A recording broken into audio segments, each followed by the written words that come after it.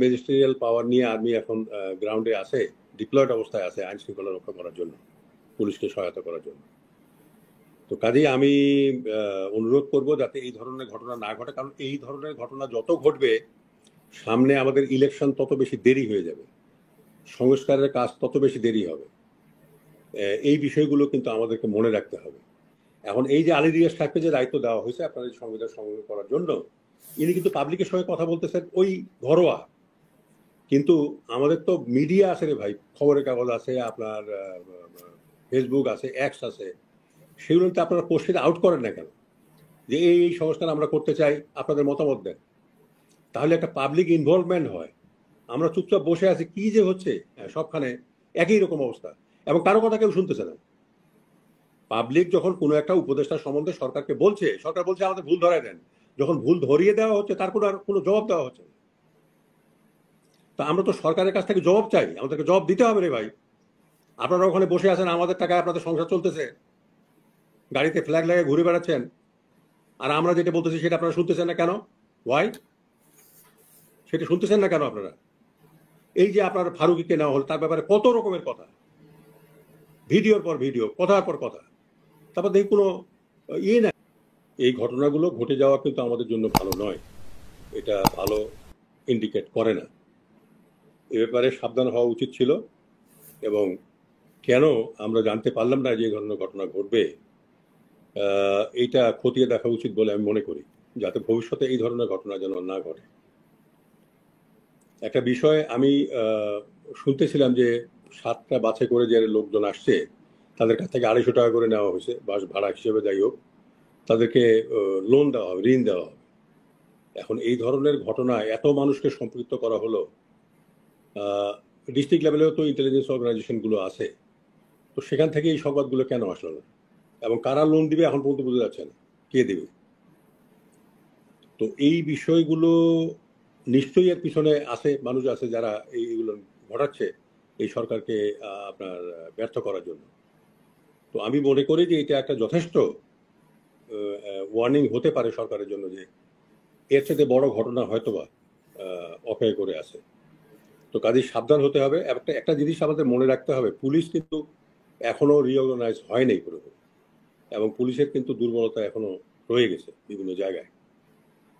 তো সেদিক থেকে পুলিশের পক্ষে এই বিষয়গুলোকে হ্যান্ডেল করা, আর যাতে আমার আমার আমার আমার মনে হয় যে তাদের একটা কনফিডেন্স বিল্ডিং এর প্রয়োজন আছে, যে এরা যেন এই ধরনের প্রবলেমগুলোকে হ্যান্ডেল করতে পারে।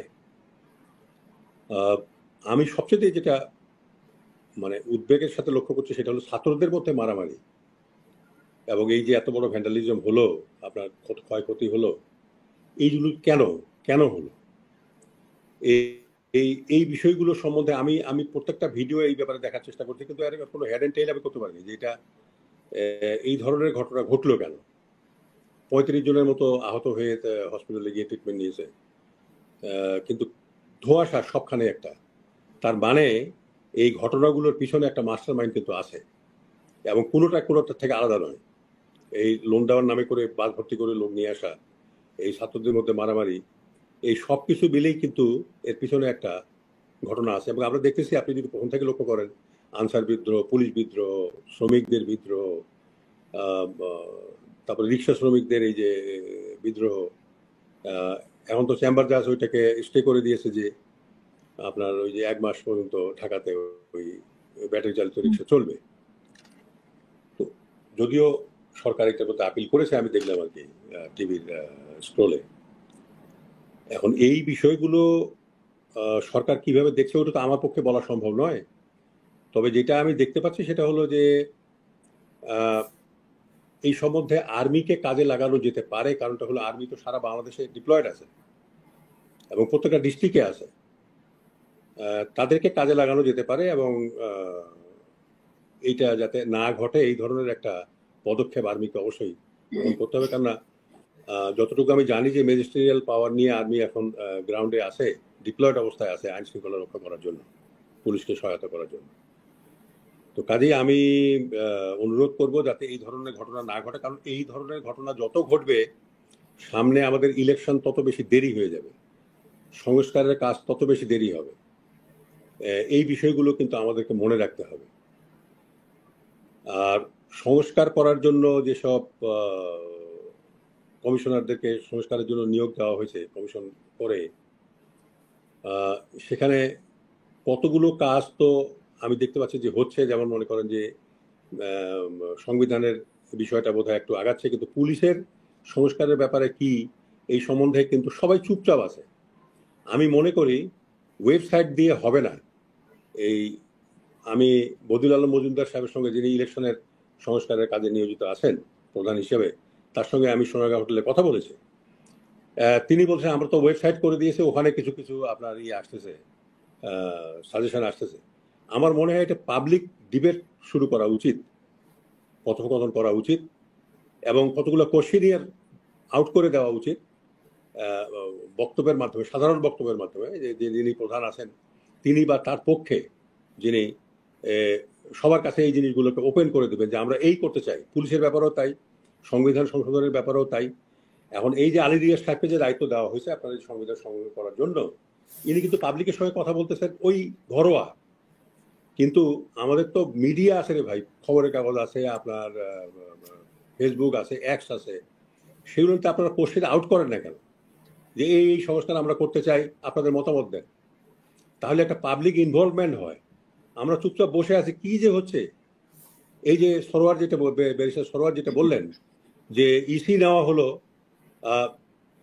এত এত এত নাম দেওয়া হয়েছে, এত শত শত নাম দেওয়া হয়েছে, সেই নামগুলো আমরা জানলাম না কেন? আমাদেরকে জানতে দেওয়া হলো না কেন? এই নামগুলো তো আমাদের জানতে দেওয়া উচিত ছিল।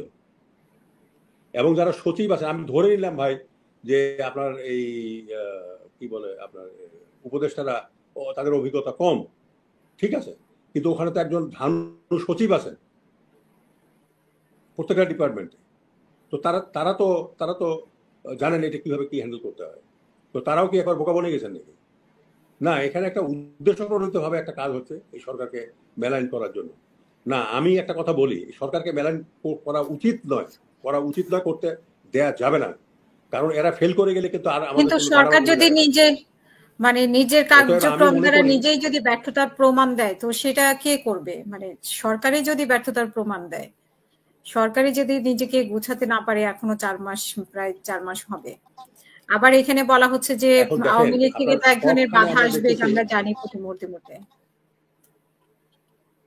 না, ঠিক আছে। এই যে দেখেন আপনি 7 বছর, 8 বছর, 10 বছর আগে, 5 বছর আগে, 3 বছর আগে রিটায়ার করে চলে গেছে, তাদেরকে ফিরে নিয়ে আসতে হবে। কবর থেকে একটা মরা মানুষকে উঠে নিয়ে আসবে। বাংলাদেশে কি লোক নাই? সচিবালয়ে কি কোনো লোক নাই? যারা সার্ভিসে আছে তাদেরকে কি নিয়োগ দেওয়া যায় না? আপনারা মানে প্রাক্তন সচিবদেরকে নিয়ে আসতেছেন কেন? আমি তো এটা বুঝি না, এত প্রেম কেন তাদের জন্য? একটা সচিব জীবনে কোনোদিন তো না বলেন নাই, উনি না বলতে জানেন না, উনি হ্যাঁ বলতে জানেন, সব জায়গায় হ্যাঁ বলতে জানেন। তো তাকে দিয়ে কি কাজ হবে? আর তা আবার রিটায়ার করে চলে গেছে, 5-7 বছর হয়ে গেছে, তারপরে আবার তাকে নিয়ে এসে বসানো হচ্ছে। তো সেই লোককে দিয়ে কি কাজ হবে? আমি তো এই জিনিসটা বুঝি না। আমি সবখানে দেখি এই সচিব আর রিটায়ার করার লোক সবখানে বসানো হচ্ছে। কেন বসানো হবে? আমাদের যারা সার্ভিং যারা আছে তারা করতে পারে না? এটা করতে পারে। এইটা কি যে হয়েছে আমি বুঝি না। সবখানে একই রকম অবস্থা, এবং কারো কথা কেউ শুনতেছে না। পাবলিক যখন কোনো একটা উপদেষ্টা সম্বন্ধে সরকারকে বলছে, সরকার বলছে আমাদের ভুল ধরায় দেন। যখন ভুল ধরিয়ে দেওয়া হচ্ছে তার কোনো জবাব দেওয়া হচ্ছে। তো আমরা তো সরকারের কাছ থেকে জবাব চাই, আমাদেরকে জবাব দিতে হবে রে ভাই। আপনারা ওখানে বসে আছেন, আমাদের টাকায় আপনাদের সংসার চলতেছে, গাড়িতে ফ্ল্যাগ লাগিয়ে ঘুরে বেড়াচ্ছেন, আর আমরা যেটা বলতেছি সেটা আপনারা শুনতেছেন না কেন? ওয়াই? সেটা শুনতেছেন না কেন আপনারা? এই যে আপনার ফারুকীকে নেওয়া হল, তার ব্যাপারে কত রকমের কথা, ভিডিওর পর ভিডিও, কথার পর কথা, তারপর দেখি কোনো ইয়ে নাই। একজনকেও তো সেই স্বাস্থ্য উপদেষ্টাকে নিয়েও তো অনেক কথা হলো, ফারুকীকে নিয়ে কথা হচ্ছে, কিন্তু আমার কথা হলো আপনারা তাদেরকে পদত্যাগ করতে বাধ্য বলেন, পদত্যাগ করে অন্য মানুষ নেন, ভালো মানুষ নেন। যদি ভুল হয়ে থাকে বলেন যে ভাই ভুল হয়ে গেছে, আরো ভালো মানুষ নিচ্ছি। ভালো মানুষ তো নেওয়া হয়েছে, পরে ডক্টর খলিলকে নেওয়া হয়েছে, তারপর আরো কিছু লোককে নেওয়া হয়েছে। আমার কথা হলো যাদের বিরুদ্ধে আপনার অভিযোগ উঠছে তাদেরগুলো আপনারা বিবেচনায় নেন। আমরা তো এই সরকারের বিরুদ্ধে যেতে চাই না, আমি তো যাবই না, যত ফেলই করুক। কেন এই সরকার যদি ফেল করে যায় তাহলে কিন্তু আমার দাঁড়াবার কোনো জায়গা থাকবে না। কিন্তু আমি একটা জিনিস জানতে চাই, সেটা হলো যে অসুবিধাটা কোথায়? একটা লোকের বিরুদ্ধে যখন পাবলিক, এটা তো পাবলিকে আপনাদেরকে বসিয়েছে, বিকজ পাবলিকের মাধ্যমে এখানে একটা বিপ্লব হয়েছে। সে পাবলিকের কথা আপনারা শুনবেন না, এটা তো ভাই ঠিক না। কেন শুনবেন না আপনি?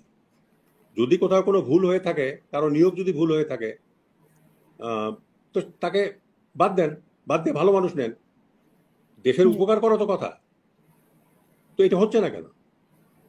এইগুলো হতে দিতে হবে, তা না হলে কিন্তু এই ধরনের ঘটনা ঘটতে থাকবে। এই সুযোগগুলো কিন্তু লোকে গ্রহণ করছে। তা তো এই যে যে একটা মহা ঘটনা, 6-7টা বড় বড় ঘটনা, মারামারি ঘটনা ঘটে গেল। তো আমার কথা হলো, আমি সরকারকে অনুরোধ করবো যে আপনারা চোখ খোলেন, চোখ বন্ধ করে বসে থাকলে হবে না। চোখ খোলেন, দেখেন, চোখ খোলেন, দেখেন, চারিদিকে দেখেন যে কি ঘটতেছে, এবং সেগুলো নিয়ে ব্যবস্থা গ্রহণ করে। না করলে তো হবে না। ব্যবস্থা গ্রহণ করতে হবে এবং সঠিক পদক্ষেপ গ্রহণ করতে হবে, এবং জনগণ যে পরামর্শটা দেয় সেটাই কিন্তু সঠিক। ধন্যবাদ।